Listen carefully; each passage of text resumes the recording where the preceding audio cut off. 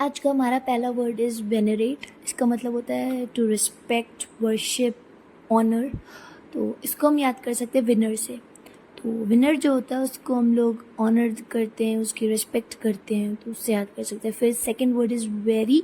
Very मतलब होता है कोई बहुत कॉशियस है, केयरफुल है, बहुत अलर्ट रहता है, तो उसको हम याद कर सकते हैं वॉरियर से। जब वॉर टाइम होता है तो जो वॉरियर्स होते हैं वो लोग बहुत कॉशियस रहते हैं।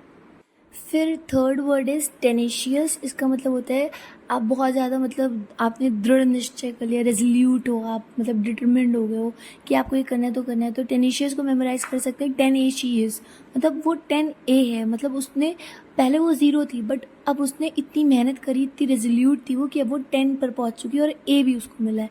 तो टेनेशियस से याद करता है। फिर रिकैल्सिट्रेंट होता है कोई हेल्प ही नहीं करता, बहुत रिबेलियस है, वो किसी की हेल्प नहीं करता है, he is very uncooperative, emotion ही नहीं इतने मतलब, तो उसको रिकैल्सिट्रेंट बोलेंगे। इसको हम याद कर सकते हैं रिक है वो बहुत आलसी है, वो इतना आलसी कि वो किसी की मदद भी नहीं कर सकता है, रिक आलसी।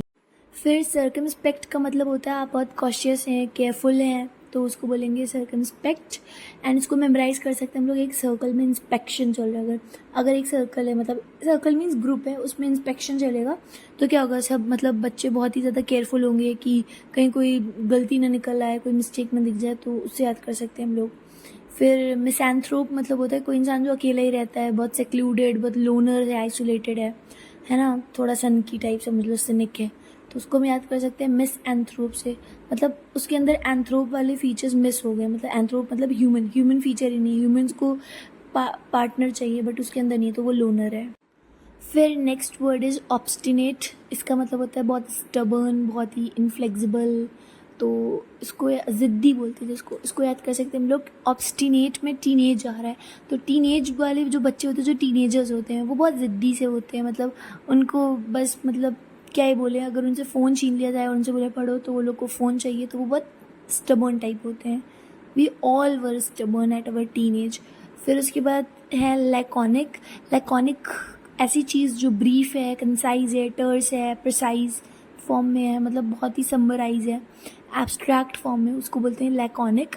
इसको हम याद कर सकते हैं लैक ऑफ इंक, मतलब इंक की कमी से क्या हुआ, वो जो मुझे पैराग्राफ लिखना था वो मैंने बहुत ब्रीफ कर दिया क्योंकि मेरे पास इंक नहीं बची थी, तो उससे लैकॉनिक को याद कर सकते हैं। अवर नाइन्थ वर्ड इज़ डेफ्ट। इसका मतलब होता है स्किलफुल, अडेप्ट होना, तो इसको हम याद कर सकते हैं डेफ से। डेफ मीन्स बहरा। तो बोलते हैं ना कि अगर आपको कुछ बनना है तो लोगों की मत सुनो, बहरे हो जाओ अपने गोल पे एकदम, मतलब रेजल्यूट रहो, अपना गोल अचीव करना है तो इधर उधर मत सुनो, सिर्फ अपने ध्यान दो गोल्स पे। तो एकदम जब आप डेफ हो जाओगे तभी आप डेफ्ट बन पाओगे, तो इससे याद कर सकते हैं। एंड फिर लास्ट वर्ड इज़ हमारा मैग्नानिमस। मैग्नानिमस मतलब होता है ऐसा पर्सन जो बहुत चैरिटेबल हो, जेनरस हो, हर चीज़ मतलब बहुत दिल खोल के सब कुछ देने वाला हो, तो हम लोग इसको याद कर सकते हैं मैग्नानिमस, मतलब माई नानी माँ।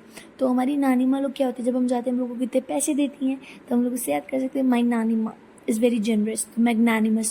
My nanima is magnanimous. तो हम लोग ऐसे याद कर सकते हैं। Thank you for watching. Bye bye.